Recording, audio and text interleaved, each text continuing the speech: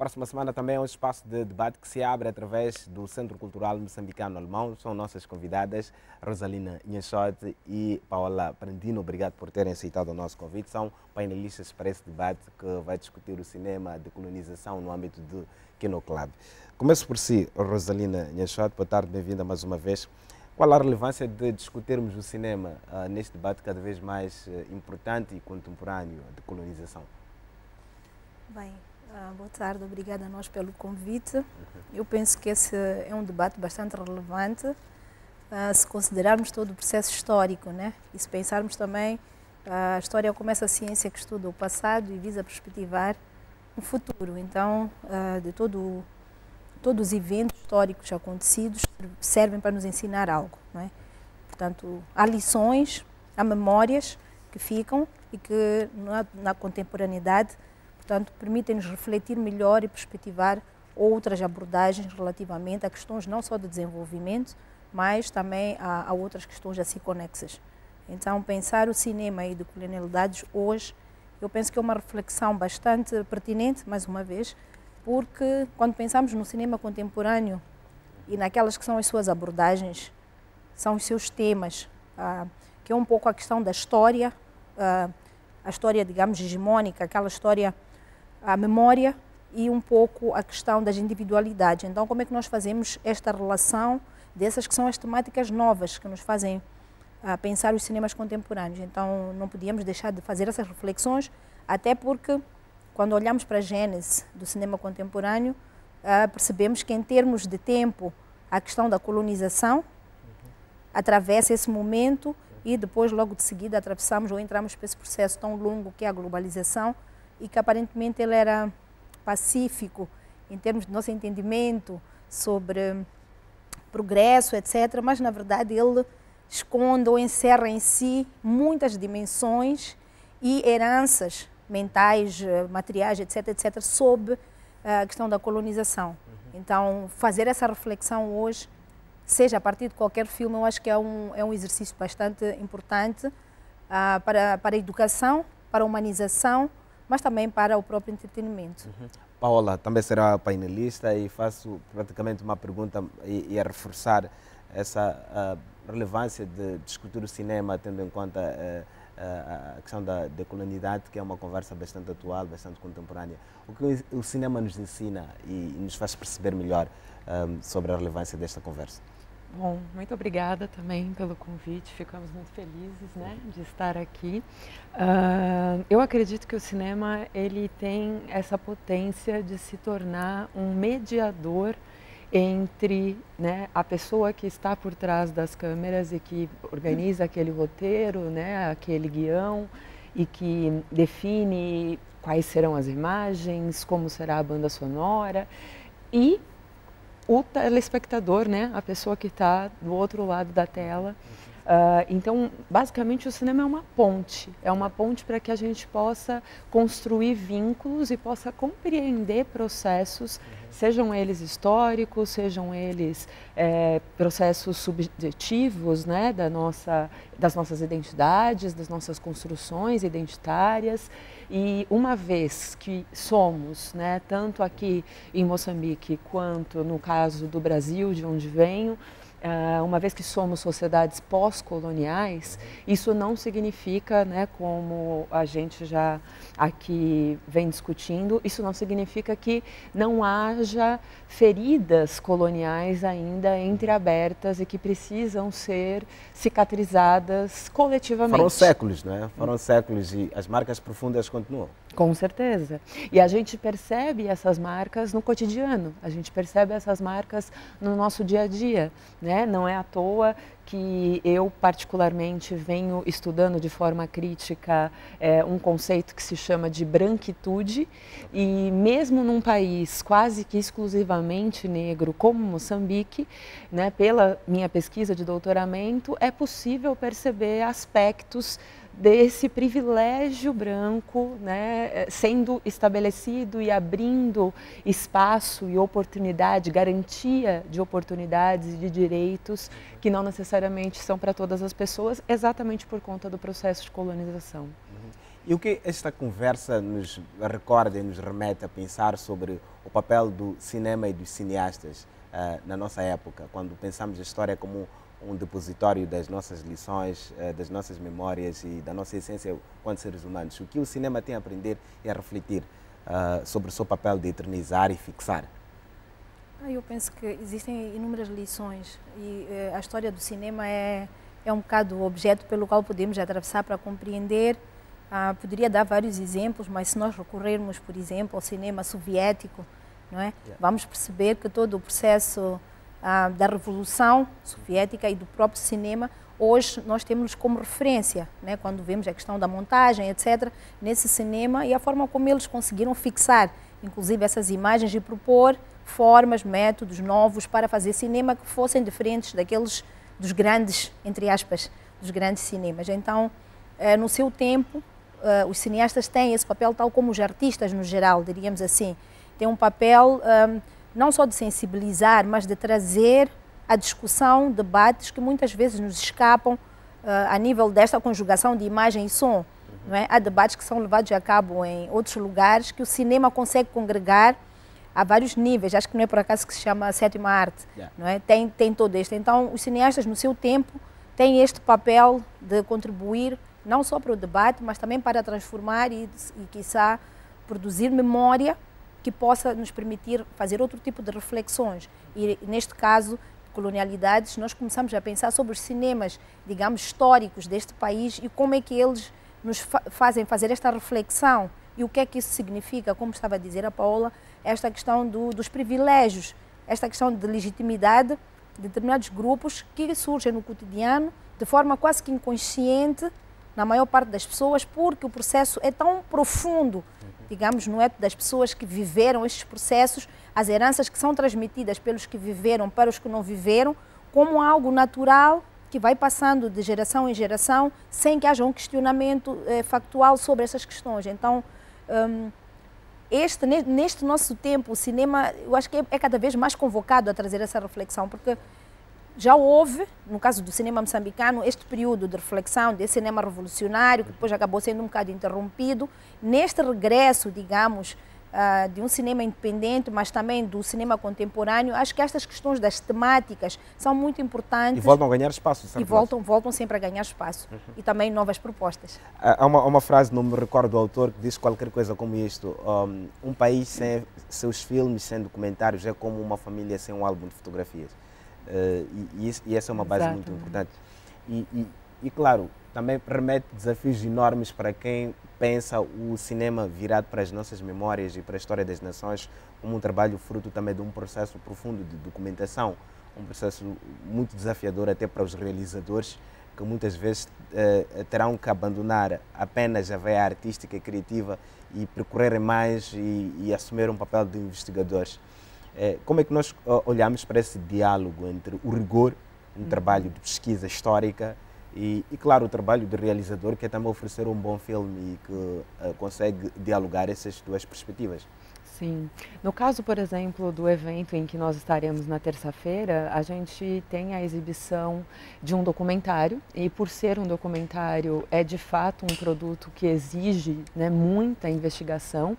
E esse documentário, mais especificamente, ele foi todo montado a partir de imagens de arquivo, né? Então, basicamente, o diretor, né, o Murilo Salles, ele se coloca nessa montagem desse quebra-cabeça, vamos dizer assim, dos dados e das informações, né, que estavam dispostas nos arquivos daqui do país para realizar essa produção. E, da mesma forma, a ficção cinematográfica, obviamente, pode também exigir um trabalho de investigação, por mais que não seja, talvez, dentro das mesmas proporções que o documentário, mas ela também é necessária, né? Exatamente para que a gente possa produzir uma narrativa que tenha sentido. que basicamente o cinema é o quê? É contar histórias. Sim. É contar histórias que possam ser histórias do passado ou que também possam ser histórias do nosso tempo atual, né? E que façam a gente refletir de alguma maneira sobre aquilo que a gente viveu, sobre aquilo que a gente vive, para que a gente possa sinalizar como queremos ou como podemos viver o futuro. E isto nos faz pensar também sobre claro, o trabalho rigoroso do realizador, do pesquisador, mas também das nossas instituições de cultura, das nossas instituições que têm um grande papel de preservar as nossas memórias. E falo sobretudo do arquivo, a importância do arquivo e de termos entidades que constroem esse arquivo.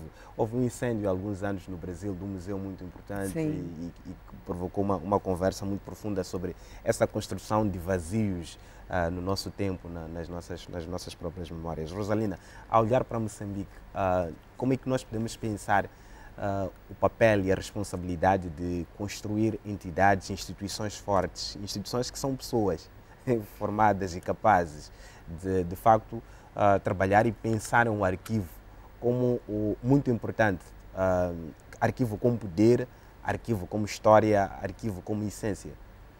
Bem, eu acho que esse é um desafio muito importante e interessante, e eu acho que é um diálogo que vai valer a pena se pensarmos nisso, porque a minha percepção é que nós temos muito em Moçambique a ideia dos arquivos enquanto arquivos físicos, não é? Materiais baseados fundamentalmente na escrita. Não é por acaso que temos grandes centros, né, tal como o Arquivo Histórico de Moçambique, que é esse repositório desse material. Mas quando começamos a trazer essa discussão sobre cinema, eu acho que essas iniciativas das quais nós vamos participar, inclusive, vão ajudar a dinamizar esse processo de reflexão da relação desses museus de imagens em movimento, não é? Porque tudo isto conflui, tudo isto concorre para que as memórias sejam preservadas em vários formatos. E eu refleti um bocado sobre esta questão do cinema enquanto documento histórico em Moçambique, que é o título da minha dissertação, que é o cinema moçambicano entre documento e ficção. Não é? Estes limites, que são limites muito ténues, são limites quase que indiscerníveis, não é? Entre em que momento estamos de facto a fazer esse cinema e o que é que isso significa em termos de ser documento. E nesse caso também chama a colação não apenas as instituições enquanto pessoas, porque muitas vezes as reflexões que são feitas sobre cinema, algumas das vezes não são feitas pelos próprios cineastas e não é obrigação deles fazê-lo. Né? Então, acho que quando formos massificar esses pensadores sobre o cinema, as pessoas que pensam sobre o cinema, fazem essa reflexão, essa é uma temática que, sem dúvida nenhuma, vai surgir no entorno. E no caso de Moçambique, nós temos um determinado período histórico, logo depois da independência, com esses principais filmes, que são quase que nós consideramos filmes históricos. Né? Coloco entre aspas, porque essa é uma discussão sobre se são ou não são históricos, mas portanto, que geraram esses arquivos dos quais nós falamos. E também, tal exemplo, como disse, do Brasil, em Moçambique também tivemos um incêndio no INAC e que perdemos um grande manancial desse cinema. Então, o desafio é produzir mais, né, fazer mais filmes e gerar debates em volta desses filmes e conhecimento sobre esses filmes para fazer a ligação entre aquilo que é a história, a memória e o próprio cinema. E da mesma forma que também garantir o financiamento para a preservação desses materiais, né? Preservar custa dinheiro de forma excepcional. Exato, porque quando a gente fala, né, esses incêndios acontecem porque não há investimento suficiente para que essas organizações, essas instituições protejam aqueles dados, aquelas informações que estão ali. Estão negligenciados muitas vezes esses lugares. E aí o que é prioridade, né? A África do Sul também é a cidade do Cabo, acho que foi a Universidade do Cabo. Sim. Também sofreu isso. A biblioteca da Universidade de Cape Town. Que é uma universidade bastante importante, a escala mundial, por várias razões. Vamos continuar a conversar sobre esta questão do arquivo. Eu quero ouvir as experiências do Brasil. O Brasil é um país continental imenso. Fala-me disto, como é que o Brasil hoje discute a questão do arquivo e a necessidade de fortificar suas instituições, tendo em conta que há um presidente bastante conflituoso e que cortou verbas para a cultura, o que empobreceu ainda mais todo um circuito cultural, mas os artistas também estão constantemente em luta. Mas estamos a falar de arquivo e estamos a falar também de várias áreas. Fala-me. Bom, é bastante difícil falar da situação atual do meu país, infelizmente, porque afinal nós estamos sobre um regime quase que ditatorial, eu diria, genocida, protagonizado pelo Jair Bolsonaro. E isso tem feito não só cortes na área de cultura, como também na área de educação, na área de saúde. Nós tivemos inclusive um aumento bastante considerável de pessoas que passaram a linha da pobreza durante o governo Bolsonaro, ao passo que o porte de armas, a possibilidade de ter armas, quadriplicou. Aumentou, né? Então, né, aí a gente já começa a perceber quais são as prioridades desse governo. E aqui eu não estou necessariamente a dizer que e isso não quer dizer que também sejam armas apenas das Forças Armadas, são armas, né, que pessoas, cidadãos, exatamente, passam a ter estoques, às vezes, grandiosos de armas que são publicadas nas redes sociais e que está tudo bastante público. No entanto, a resistência continua, obviamente, isso acho que é inevitável. O próprio incêndio que aconteceu, né, no Rio de Janeiro, ele já grande parte, enfim, desse prédio, desse edifício, já conseguiu voltar, né, a passar por processos de restauração, e isso muito por iniciativas privadas, né, nós tivemos campanhas de financiamento coletivo para garantir que esses materiais e esse prédio tivesse, né, a sua manutenção, mas infelizmente em termos de política pública governamental nós temos visto uma série de destituição mesmo, né, de direitos e direitos básicos à vida, né, que têm sido recorrentes. Mas eu acredito que também o cinema e as artes, de uma maneira geral, trazem essa potência, né, que é de poder, e isso tem sido feito, tem sido documentado, né, esses quase 4 anos agora de governo Bolsonaro, tem sido documentado por cineastas, por fotógrafos, né, por músicos, e isso tudo será, sem dúvida alguma, importante material para que a gente lá mais à frente consiga compreender, né, e mapear esse momento histórico que nós estamos vivendo, que não é um momento, enfim, já visto além, obviamente, pode ser comparado à ditadura militar que nós tivemos no Brasil entre 1964 e 1985, mas fora disso não há comparações. Então, nesse ponto, eu acho que a arte também tem um papel essencial. Pois pensar o arquivo de forma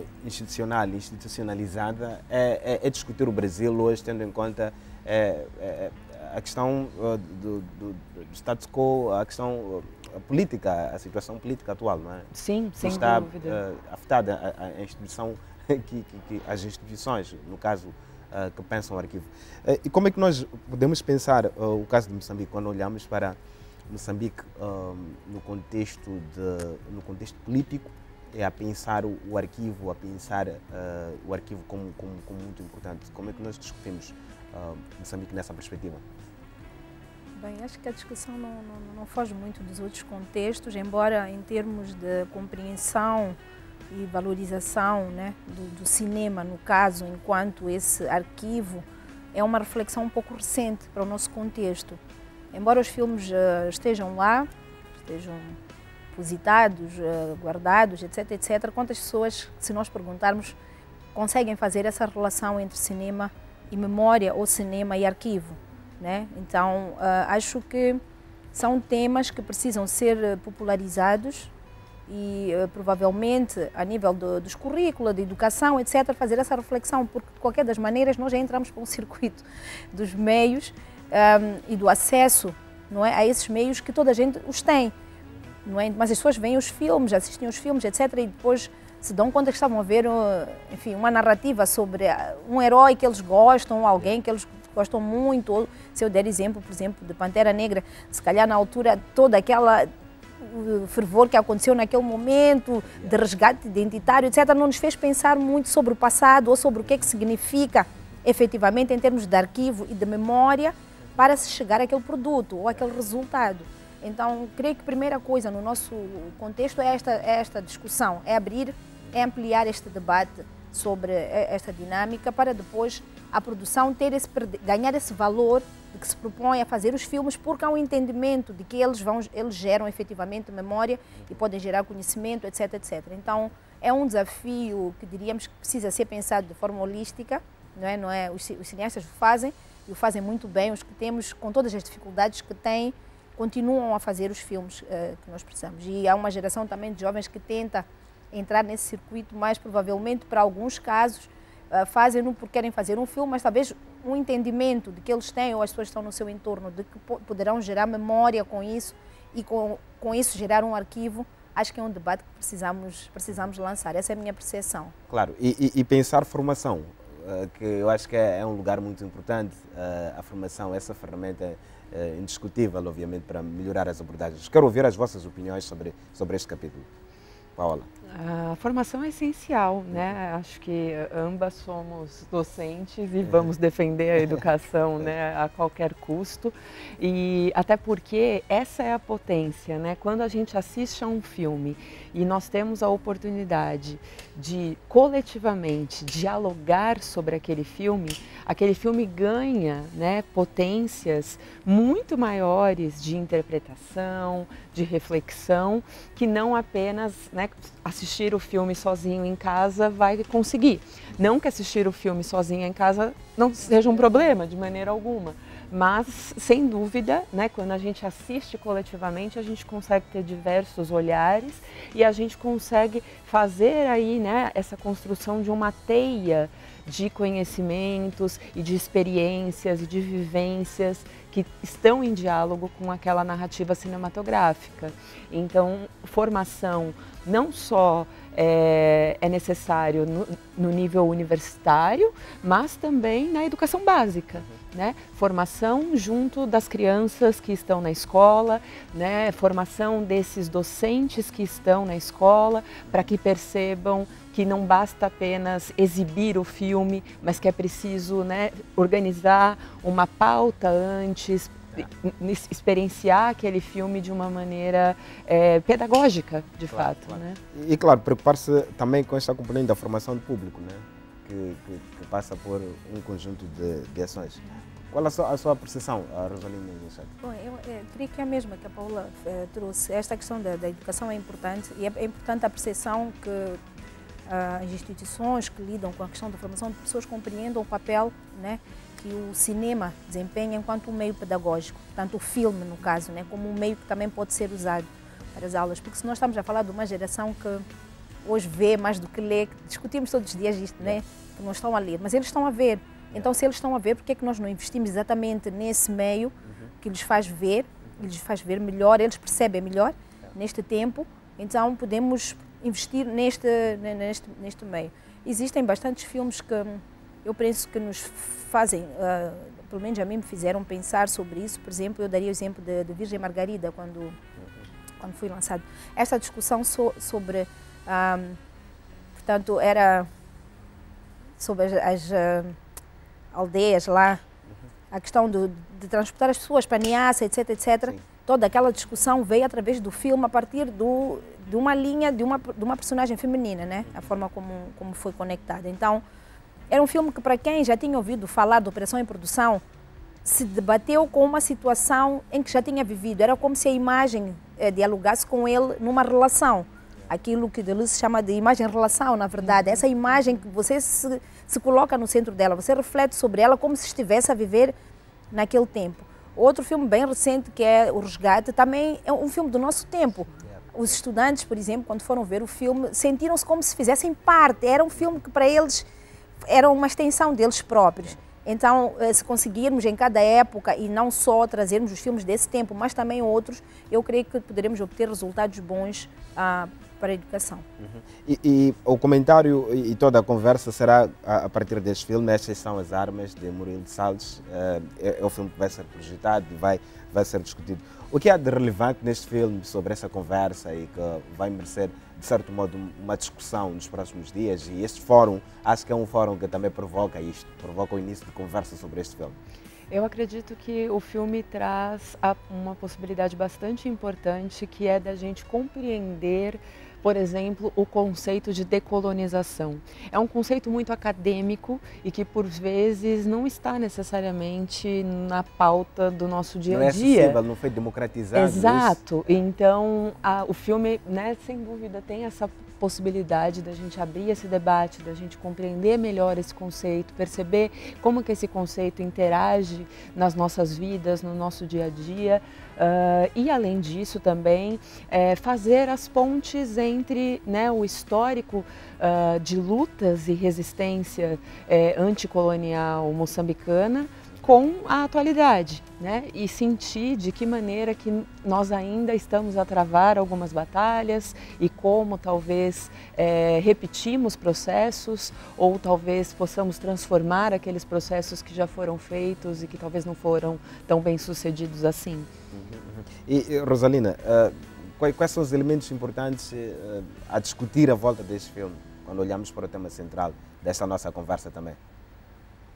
O filme nos oferece esse patamar, ele alarga muito o debate e nos permite refletir um pouco sobre velhos conceitos, entre aspas, né? Quando nós só pensávamos na descolonização e o entendimento de que a partir daquele momento nós estávamos com uma nova perspectiva e encerra-se, não é? Em 75 encerra-se tudo e começamos um novo tempo. Então o filme nos permite fazer uma introspecção sobre o que vivemos e as heranças que tivemos com esse processo e ainda mais sobre a própria globalização, porque ali há uma comunicação entre o pós-independência, a questão da revolução, do socialismo, mas também a negação ao capitalismo. E como o país entra nesse circuito, não finaliza, portanto, e nem faz o processo de cura, na verdade ele continua, ele insere-se ainda mais dentro de um processo muito mais amplo, que é o capitalismo, e que ele também nos coloca numa dimensão de colonial, ou de colonialidade, no caso, em que nós nos mantemos reféns às questões mais hegemônicas, aos poderes, às relações de desenvolvimento desiguais, às questões de correlação de forças, que nos colocam sempre à margem como países periféricos, como os países que devem se manter naquela posição que era anteriormente de subalternidade com o colonialismo e que mantemos agora como periféricos em oposição aos países do centro, não é? Então, estamos num contínuo, não é, de diálogo que ainda colocou Moçambique e os moçambicanos dentro de um quadro do qual alguns, existem resistências, obviamente, existem esforços, atos, ações, atitudes, comportamentos de alguns, mas há uma maioria que por vários fatores continua à margem desta reflexão. Então o filme nos faz pensar como nós podemos perceber o que aconteceu, onde estamos e por que nos encontramos nesse ponto e pensar talvez a partir dele como podemos sair e o que significam aqueles micro-revoluções ali internas do filme para o nosso entendimento. E mais, o que significa que pequenos atores que aparecem no filme sejam grandes heróis, se pensarmos que estamos a fazer a ligação com a data dos heróis moçambicanos. Então, quem são esses heróis que nós conhecemos e reconhecemos no dia a dia, que fazem, que trabalham nas fábricas, que produziram, que conseguiram herdar as fábricas coloniais e continuar, e depois de repente entrou uma guerra de desestabilização e voltamos a um estágio que hoje reclamamos e temos, acho que obviamente vemos no dia a dia, que podemos de forma geral considerar que a vida dos moçambicanos regrediu bastante. E este filme também pode ser um importante espaço de reflexão para o Brasil, quando olhamos para a história do Brasil ou para toda a América Latina. Sim, sem dúvida, até pelo fato de que o diretor é brasileiro, né? Ele viveu aqui durante 4 anos a coletar essas imagens de arquivo para a produção do filme, então acho que essa já é uma primeira relação direta com o Brasil. Da mesma forma que o Brasil também, né, vive situações bastante parecidas no sentido dessas colonialidades ainda persistentes, né, que ainda fazem com que as nossas vidas sejam ali, né, transversalizadas por essas lógicas que nós herdamos do colonialismo português. Então, há muito em comum, sem dúvida alguma. Eu sei que a Paola também tem estado a trabalhar num projeto importante que permite a criação de fóruns de discussão sobre o cinema contemporâneo nos nossos países. Quando digo os nossos países, refiro-me aos países da língua portuguesa. como é que esse fórum também acaba por ser uma base importante para essa conversa sobre o cinema e toda essa componente de histórias e construção de pontes entre as nossas nações? Sim, é bastante importante também. Eu sou curadora, né, dessa mostra de cinema contemporâneo em língua portuguesa. Tivemos, inclusive, né, a moderação da Rosalina em uma das nossas sessões. E, basicamente, são sessões em que há diálogos entre os países que compõem a CPLP, que é a Comunidade de Países, né, de Língua Oficial Portuguesa. E, nesses diálogos, a gente começa também a perceber e a se dar conta do quanto que temos em comum, mas ao mesmo tempo do quanto que muitas vezes nos é impedida essas relações, né? Nos são impedidas essas relações. E isso é um desafio a ser quebrado. E eu acho que nesse sentido, quando eu idealizei a mostra e contei com o apoio da Fundação Fernando Leite Couto aqui em Moçambique para realizá-la, né? Essa mostra já está na sua segunda edição, a minha intenção era exatamente essa. Não era necessariamente fazer uma supervalorização da língua portuguesa dentro de uma perspectiva colonialista, mas pelo contrário, entender que uma vez que falamos a mesma língua, apesar de termos, né, enfim, os nossos falares diferentes muitas vezes, a depender do país que a gente ocupa, mas de toda forma nos compreendemos a partir dessa língua. E se temos essa língua como ponte, por que não, né, trazer o cinema que é realizado nesses países e os realizadores e realizadoras desses filmes para dialogarem. Então já também convido o público, né, a assistir a última sessão dessa segunda edição, que vai ficar disponível sexta-feira que vem nas redes sociais da Fundação Fernando Leite Couto e da Afroeducação, da organização da qual eu sou cofundadora. Nós teremos nessa sessão um encontro entre o cinema angolano e de São Tomé e Príncipe. E nessa senda de conversa sobre os nossos países e as suas relações que se encontram registradas através dos filmes, ainda bem que a Rosalina Nhanchote já teve a ocasião de participar nesse fórum de discussão e tem um trabalho incrível também que discute o cinema. Como é que nós podemos pensar esse lugar de partilha dos nossos países e a partir dos filmes, a partir do cinema, como é que nós, acima de tudo, podemos descrever os fóruns, essas pontes que se constroem para essas partilhas e essa compreensão das realidades que são muito comuns entre os nossos países? Bem, eu penso que tem sido uma oportunidade muito boa poder participar, foi no caso participar e perceber também essa mesma dimensão sobre como estávamos tão longe, estamos tão perto simultaneamente, não é? Então, essa troca, sem dúvida, marca bastante, porque essas imagens que vão trespassando, não é, nesses fóruns, nos permitem ampliar o nosso olhar sobre outras realidades que muitas vezes não as vemos na forma do cinema, vemos em formas musicais, outras manifestações culturais que não sejam os cinemas. Então, tem o contacto entre os realizadores e as realizadoras desses países permite essa troca, mas também a criação de redes, não é, que permitem continuar esse processo e ampliar o conhecimento que temos sobre o cinema que é produzido nesses países, no caso, por jovens, né? Porque acho que os filmes, a maior parte dos filmes que vemos são filmes contemporâneos e feitos por jovens. Então, tínhamos um pouco esse referencial dos cineastas do pós-independência dos países, etc, etc. Então, esse corte que acontece, essa nova proposta, eu acho que é interessante, porque nos permite ver outras narrativas que sejam mais jovens e que depois elas mesmas comunicam com essas narrativas que nós conhecemos. Então, cada tempo produz as suas narrativas, mas elas dialogam, porque elas não estão em antagonismo, são narrativas que se acrescentam ou podem negociar a sua existência. Tempo em televisão e dinheiro, e nós não temos dinheiro, só temos palavras. Estamos quase a terminar a nossa conversa, quase a terminar mesmo sugestões para os nossos telespectadores de um filme, de um livro, de um disco. Paola, o que te ocorre sugerir? Uau, que difícil. São tantas coisas que a gente pode sugerir. Mas, bom, acho que vou sugerir um web programa disponível no YouTube que se chama Diálogos para Não Passar em Branco. e que faz exatamente essa discussão decolonial, essa discussão... É um podcast?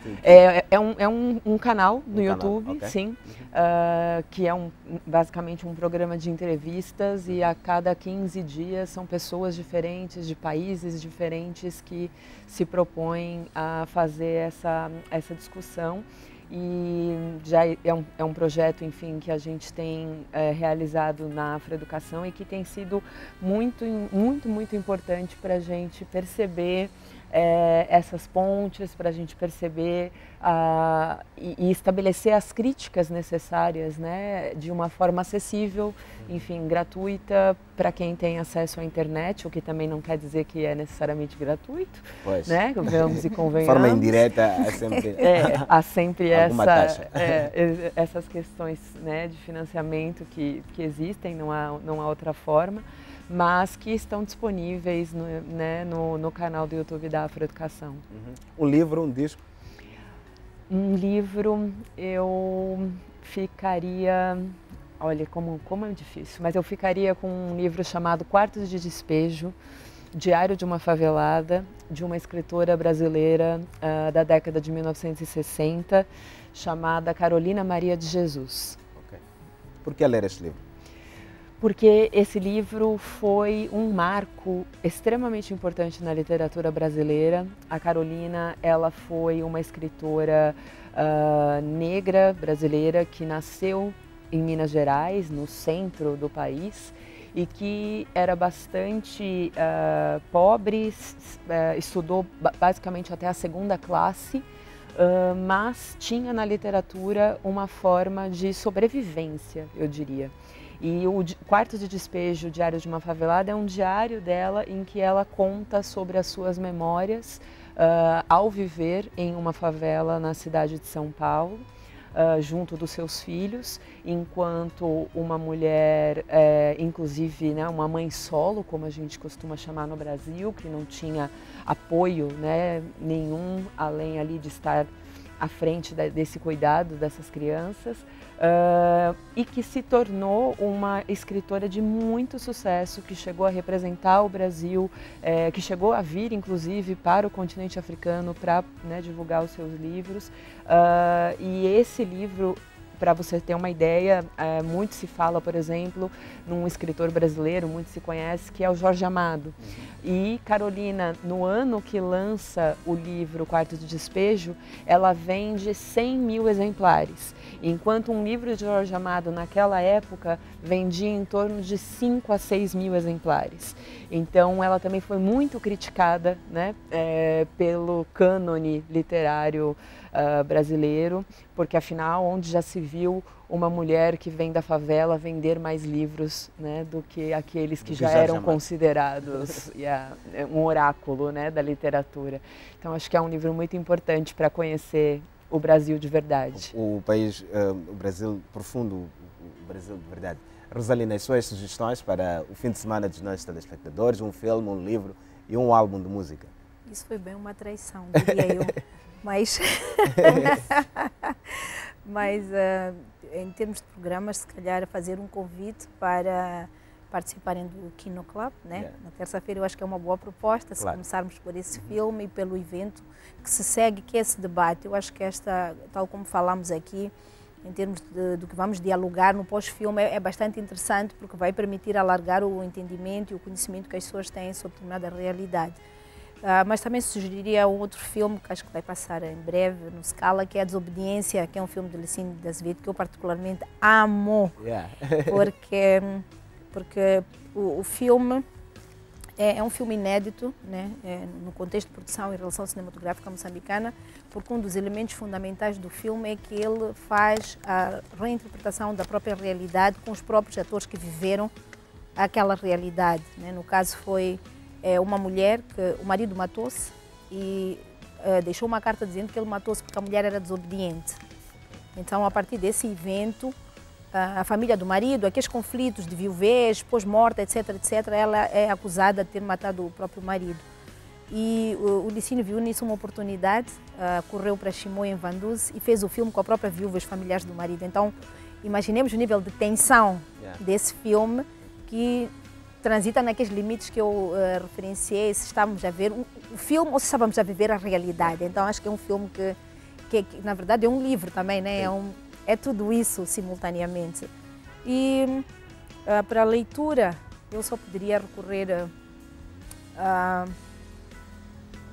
um livro da Paulina Niquete, se calhar neste momento, né? Fazer esse regresso, não só para homenageá-la pelo fato de ela ter conquistado o prémio há pouco tempo, mas porque muitas vezes lemos numa determinada época de nossas vidas e que temos que fazer o regresso para entendermos que nós crescemos, nós vamos evoluindo, entre aspas, o termo evoluindo, mas vamos crescendo e os nossos olhares também mudam, as nossas leituras sobre determinadas realidades, então seria esse regresso.